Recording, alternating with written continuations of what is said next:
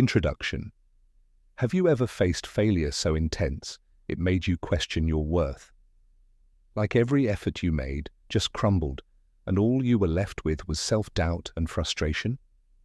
It's a feeling we all know too well. But what if I told you that failure isn't something to be feared or even avoided? What if failure is exactly what you need to become stronger? This is where Stoicism steps in, not just as a philosophy, but as a way of life. For the Stoics, failure wasn't the enemy, it was the forge. It was how strength, character, and resilience were built. They didn't sugarcoat adversity, they leaned into it. And in doing so, they discovered a powerful truth: the obstacle is the way. In this video, we're going to break down 7 powerful Stoic lessons that will help you completely shift how you see failure. These lessons come straight from the minds of Marcus Aurelius, Epictetus, and Seneca, men who lived through exile, slavery, war, and loss, and yet found peace, wisdom, and strength. But this isn't going to be a dry philosophy lecture. This is a practical guide to transforming your setbacks into stepping stones. Because failure isn't a dead end, it's a detour to something greater, if you're willing to look at it through a Stoic lens. So if you're ready to stop fearing failure and start using it as fuel, stick around. You're about to learn how to turn pain into power, loss into learning, and struggle into strength with the timeless wisdom of Stoicism guiding the way. 1. Perception is everything. When it comes to failure, what hurts us isn't always the event itself, it's how we interpret it. Imagine this.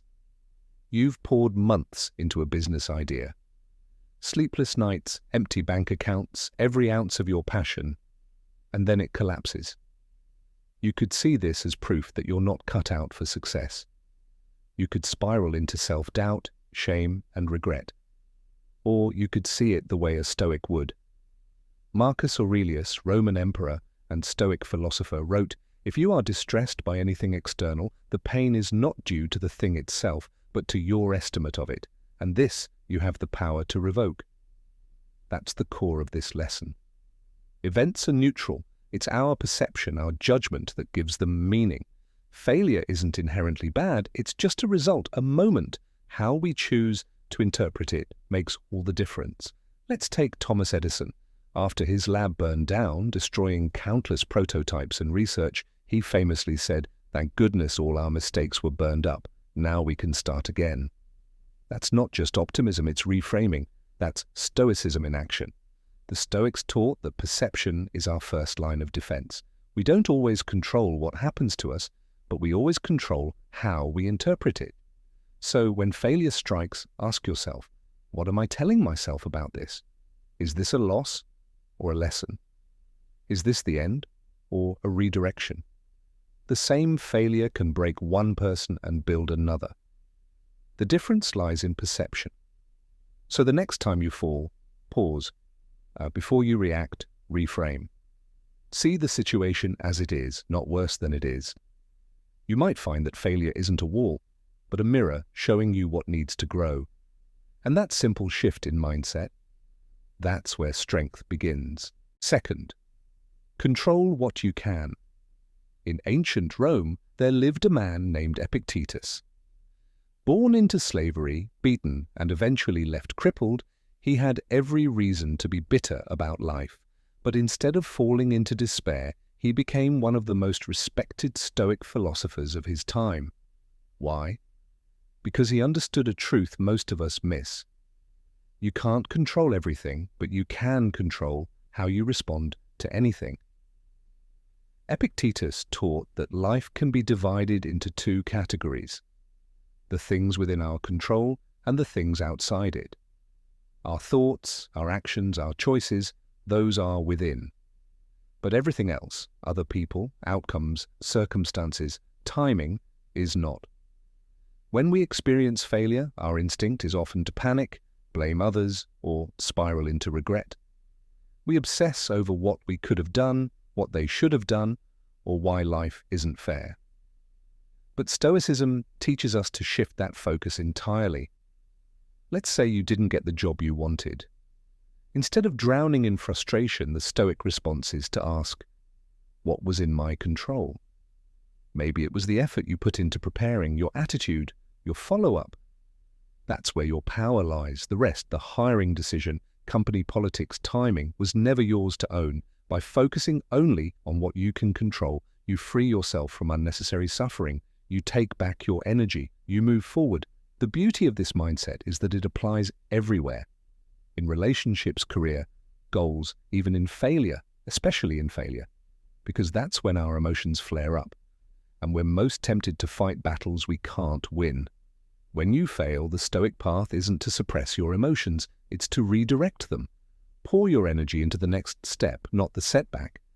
As Epictetus said, make the best use of what is in your power and take the rest as it happens. It sounds simple, but practiced daily, it's life-changing. Control the inner world and let the outer world be what it will. That's how you stay grounded in chaos. That's how you grow stronger from failure. 3. Amor fati, love of fate. What if you could not only accept failure but love it? That's the radical idea behind the Stoic principle of amor fati, which translates to love of fate. Not tolerate it, not endure it, love it, fully, deeply, without resistance. At first glance, it sounds impossible. Who would love being rejected, laid off, betrayed, or broken? But to a Stoic, this mindset is the ultimate strength. Because when you love your fate, especially the painful, messy parts, you stop wasting energy wishing things were different. You embrace reality and move with it, not against it. The philosopher Nietzsche, deeply influenced by Stoicism, once said, "My formula for greatness in a human being is amor fati, that one wants nothing to be different, not forward, not backward, not in all eternity. Not merely bear what is necessary, still less conceal it, but love it." Think about the strongest people you know. Are they the ones who had everything handed to them, or the ones who fell hard and got back up with fire in their eyes? Take J.K. Rowling. Before Harry Potter, she was broke, a single mother, clinically depressed, and rejected by multiple publishers. But she once said, "Rock bottom became the solid foundation on which I rebuilt my life." That's amor fati in action. When you love your fate, failure stops being your enemy. It becomes your teacher, your sculptor, your hidden gift. So the next time something doesn't go your way, don't rush to fix it or run from it. Sit with it, learn from it, and then lean into it fully. Say, this too is part of the plan. This too will shape me.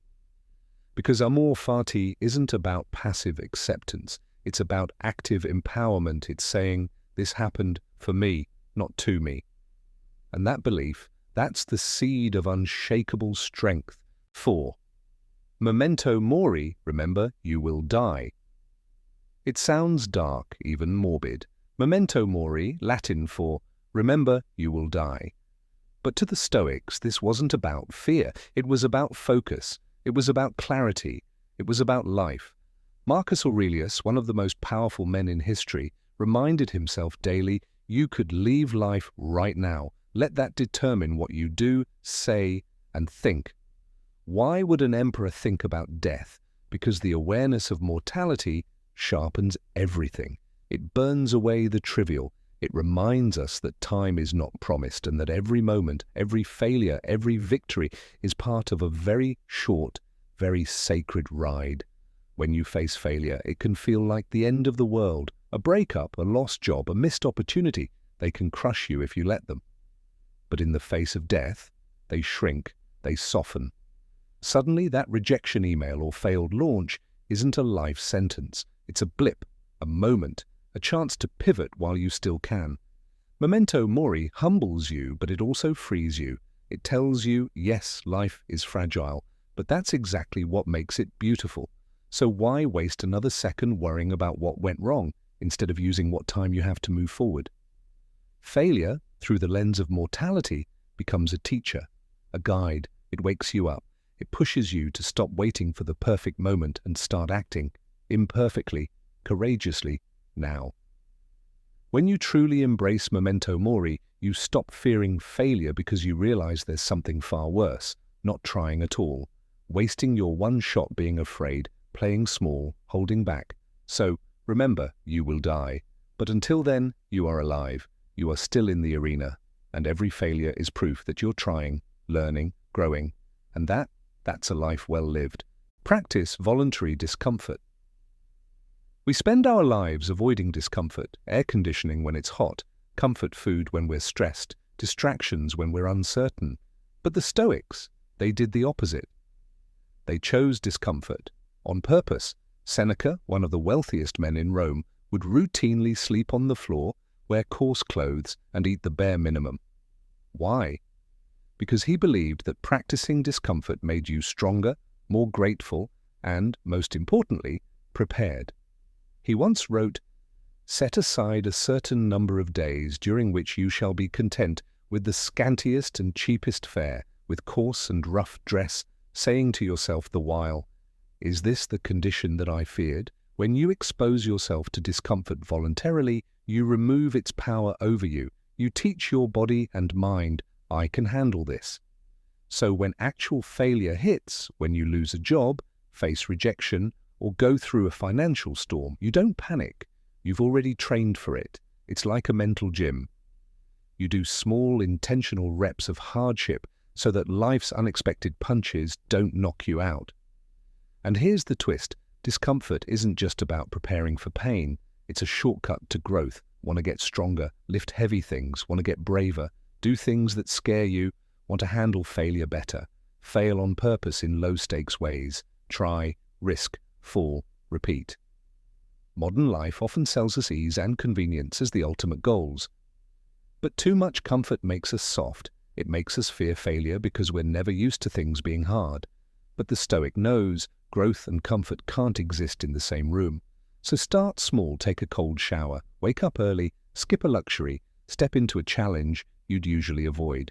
Each time you'll build resilience, and you'll realize failure isn't as scary as you thought.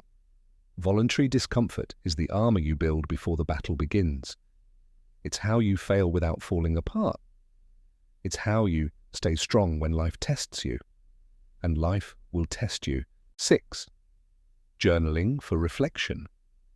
We often think of failure as something that just happens to us, a force we can't quite understand. But what if the real problem isn't the failure itself, but our lack of reflection afterward? The Stoics had a powerful daily practice that turned confusion into clarity and failure into wisdom, journaling. Marcus Aurelius, the most powerful man in the Roman Empire, wasn't writing his famous meditations for anyone else. It was his private journal, a place where he wrestled with his thoughts, reminded himself of Stoic principles, and made sense of the chaos around him. His words weren't grand declarations, they were confessions, notes to self, real, raw, reflective. Journaling is where failure gets processed. It's where emotions settle and insights surface. It's how you shift from "why did this happen to me" to "what can I learn from this?" Think of journaling as post-game analysis for life. You step back and ask, what exactly went wrong? What was in my control? How did I react? And how could I improve next time?